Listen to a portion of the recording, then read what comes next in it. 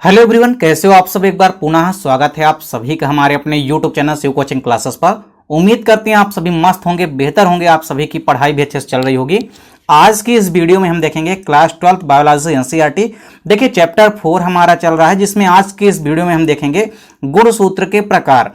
Specially जो गुणसूत्रों के प्रकार हैं वो हम किसके आधार पर देखेंगे, यानी बेसिस ऑफ सेंट्रोमियर। सेंट्रोमियर की स्थिति के आधार पर हम देखेंगे। तो सेंट्रोमियर गुणसूत्र में कहां पर स्थित होता है, उसकी पोजीशन या स्थिति के अनुसार हम देखेंगे कि गुणसूत्र कितने प्रकार के होते हैं। तो देखिए सेंट्रोमियर की स्थिति के आधार पर यदि हम बात करते हैं तो गुणसूत्र मुख्य रूप से 4 प्रकार के होते हैं। देखिए सेंट्रोमियर की स्थिति के आधार पर जो पहला गुणसूत्र का प्रकार है वो है टीलोसेंट्रिक। क्या है? टीलोसेंट्रिक। इसके बाद दूसरा जो प्रकार है वो हम पढ़ेंगे एक्रोसेंट्रिक।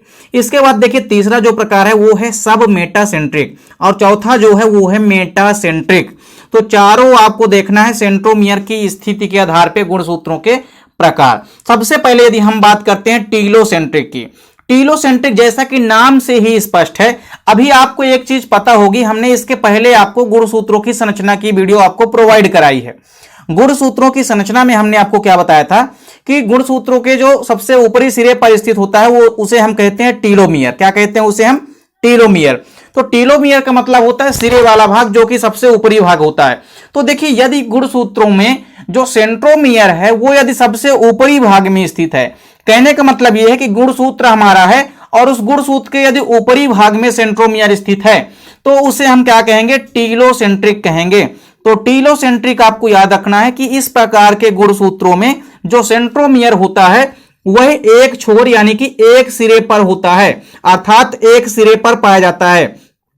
वहीं जो गुणसूत्र होता है एनाफेज में छड़ के आकार के दिखाई देता है। अर्थात देखिए जब सेंट्रोमियर एकदम से ऊपरी भाग में पाया जाएगा तो गुणसूत्र एकदम से कैसा दिखेगा? छड़ के आकार का दिखेगा। आप यहां पे डायग्राम के थ्रू भी समझ सकते हैं। जैसे यहां पे जो हमारा पहला डायग्राम है ये देख सकते हैं आप, टीलोसेंट्रिक का है। तो टीलोसेंट्रिक का मतलब होता है कि जो ये तो हमारा गुणसूत्र की संरचना हो गई। अब गुणसूत्रों की संरचना के एक सिरे पर यानी कि सबसे ऊपरी सिरे पर होता है सेंट्रोमियर। तो सेंट्रोमियर आप देख सकते हैं कहां है? सबसे ऊपरी भाग में है। तो सेंट्रोमियर के नीचे फिर ये क्या है? पूरी गुणसूत्र की भुजा है। तो गुणसूत्रों की भुजा लंबी दिखाई देगी क्योंकि सेंट्रोमियर ऊपरी भाग में स्थित है। तो ये गुणसूत्र की लंबी भुजा यानी कि लॉन्ग आर्म दिखाई दे रही है। तो यहां पे आप देख सकते हैं कि यदि गुणसूत्र के सबसे ऊपरी सिरे पर सेंट्रोमियर पाया जाता है अर्थात गुणसूत्र जो है छड़ाकार संरचना के रूप में दिखाई देता है। तो यहां पे आप देख सकते हैं गुणसूत्र की एक लंबी भुजा दिखाई दे रही है क्योंकि जो सेंट्रोमियर है वो सबसे ऊपरी वाले भाग में स्थित होता है। इसके बाद देखिए जो दूसरा प्रकार है सेंट्रोमियर की स्थिति के आधार पर गुणसूत्रों का, जो दूसरा प्रकार है वो है एक्रोसेंट्रिक। एक्रोसेंट्रिक का मतलब क्या है? देखिए एक्रोसेंट्रिक का मतलब है कि इसमें जो सेंट्रोमियर होगा वो एकदम से सिरे पर उपस्थित नहीं होगा, सिरे से थोड़ा नीचे उपस्थित होगा। तो सिरे से जब थोड़ा नीचे उपस्थित होगा तो गुणसूत्रों की एक भुजा तो अत्यंत छोटी दिखाई देगी और दूसरी भुजा जो है अत्यंत लंबी दिखाई देती है। यानी आप यहां पे देख सकते हैं कि ये जो एक्रोसेंट्रिक होता है इसमें ये देखिए सेंट्रोमियर है और गुणसूत्र का थोड़ा सा भाग ऊपर साइड है और फिर बीच में क्या है? सेंट्रोमियर है। अर्थात सेंट्रोमियर जो है यहां पे आपको याद रखना है कि एकदम से सिरे में नहीं होता, सिरे से थोड़ा हट के होता है, थोड़ा नीचे होता है सिरे से। तो सिरे से थोड़ा नीचे है जिस कारण से देखिए गुणसूत्र की एक भुजा तो बहुत छोटी दिखाई दे रही है, ये शार्ट भुजा है यानी कि शार्ट आर्म इसको हम कहते हैं। और वहीं जो दूसरी भुजा है आप देख सकते हैं ये दूसरी वाली जो आर्म या भुजा है ये काफी लंबी दिखाई देती है, इसलिए इसे हम क्या कहेंगे? Long arm. यानी जो गुणसूत्र होता है दो भागों में बंट जाता है, यहां पे एक लंबी भुजा और एक छोटी भुजा में। तो एक्रोसेंट्रिक का मतलब है कि सेंट्रोमियर जब एकदम से सिरे पर नहीं होता है, सेंट्रोमियर सिरे से थोड़ा नीचे स्थित होता है, तो इस प्रकार के गुणसूत्र को हम कहते हैं एक्रोसेंट्रिक। इसके बाद तीसरा आप देख सकते हैं, तीसरा जो प्रकार है वो है सब मेटासेंट्रिक। तीसरा कौन सा प्रकार है? सब मेटासेंट्रिक। तो सब मेटासेंट्रिक में आप देख सकते हैं कि इस प्रकार के गुणसूत्र में जो सेंट्रोमियर होता है वो मध्य भाग से थोड़ा हटकर पाया जाता है, यानी एकदम से मध्य भाग में नहीं पाया जाता है, मध्य भाग से थोड़ा आगे या थोड़ा पीछे पाया जाता है। अब देखिए मध्य भाग में तो नहीं है, अर्थात यदि मध्य भाग में यदि होता तो गुणसूत्रों की दोनों भुजा तो बराबर होती, लेकिन मध्य भाग में ना होकर के मध्य भाग से थोड़ा आगे या पीछे होता है।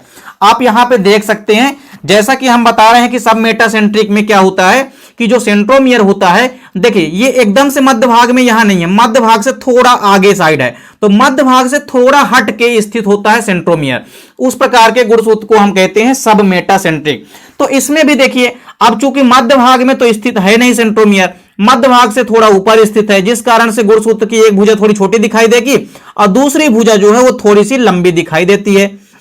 वहीं जो चौथा प्रकार है हमारा मेटासेंट्रिक। तो मेटासेंट्रिक का मतलब होता है कि सेंट्रोमियर गुणसूत्रों के एकदम मध्य में हो। तो जब सेंट्रोमियर गुणसूत्र के एकदम मध्य भाग में होता है तो गुणसूत्रों की दो समान भुजाएं दिखाई देती है। क्योंकि सेंट्रोमियर मध्य में है तो गुणसूत्रों का आधा आधा भाग दोनों साइड बराबर मात्रा में दिखाई देगा, जैसा कि आप यहां पे देख सकते हैं। मेटासेंट्रिक में देखिए ये है हमारा सेंट्रोमियर, और सेंट्रोमियर कहां स्थित है, क्रोमोसोम के यानी कि गुणसूत्रों के बीच में। तो दोनों भुजा आपको लगभग बराबर दिखाई देती है, यानी कि सेम साइज की आर्म या भुजा यहां पे दिखाई देती है। तो यहां पे आप ये भी कह सकते हैं कि इस प्रकार की जो संरचना होती है ये सब मेटासेंट्रिक गुणसूत्र कहलाता है। तो चारों प्रकार के गुणसूत्र में आप देख सकते हैं, पहला है टीलोसेंट्रिक। टीलोसेंट्रिक में आपने क्या देखा, टीलो का मतलब होता है सिरे पर, तो गुणसूत्र जब सिरे पर स्थित, गुणसूत्र के सिरे पर जब सेंट्रोमियर स्थित होता है तो उसे हम कहते हैं टीलोसेंट्रिक। जब गुणसूत्र के सिरे से थोड़ा नीचे स्थित होता है सेंट्रोमियर तो उसे हम कहते हैं क्या, उसे हम कहते हैं एक्रोसेंट्रिक। और जिस कारण से आप तीसरा नंबर पाएंगे, तीसरा नंबर क्या है, सब मेटासेंट्रिक। सब मेटासेंट्रिक का मतलब है कि मध्य भाग से थोड़ा हट के जब सेंट्रोमियर पाया जाता है गुणसूत्र में तो उसे हम कहते हैं सब मेटासेंट्रिक। और सब मेटासेंट्रिक में जो गुणसूत्र की संरचना है वो या तो एल आकार की दिखाई देती है या तो जे आकार की दिखाई देती है। तो इसको आप दोनों आकार के देख सकते हैं। यदि आप थोड़ा इसको आप ऐसे फिरा देंगे तो आपको कैसे दिखाई देगी, ये जे आकार की दिखाई देगी। और यदि इसको आप कैसा कर देते हैं, यदि इसको आप थोड़ा और ऐसे फिरा देते हैं, ऐसे यदि आप इसको घुमा देते हैं तो फिर ये एल आकार की भी दिखाई देती है। तो इसमें आपको यहां पे रोटेट करके देख लेना है। तो गुणसूत्र की जो सब मेटासेंट्रिक अवस्था होती है इसमें आपको याद रखना है कि इस अवस्था में गुणसूत्र जो होता है वो या तो एल आकार का दिखाई देता है या तो जे आकार का दिखाई देता है।